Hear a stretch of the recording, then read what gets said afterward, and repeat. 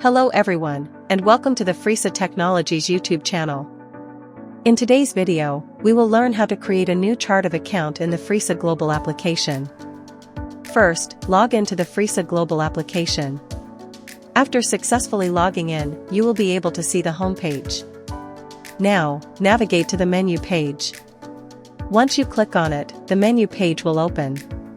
In the search bar, type COA Master and click Search. After clicking Search, the COA Master option will appear. Select it to open the Chart of Accounts list page. On this page, click the Submit button to view the recently created chart of accounts. Next, click the Create button located in the top right corner to create a new chart of account. You will be redirected to the COA Edit page. Enter all the required details such as code, name, type, purpose, linked account or category, DR/CR, BS/PL, group, subledger required.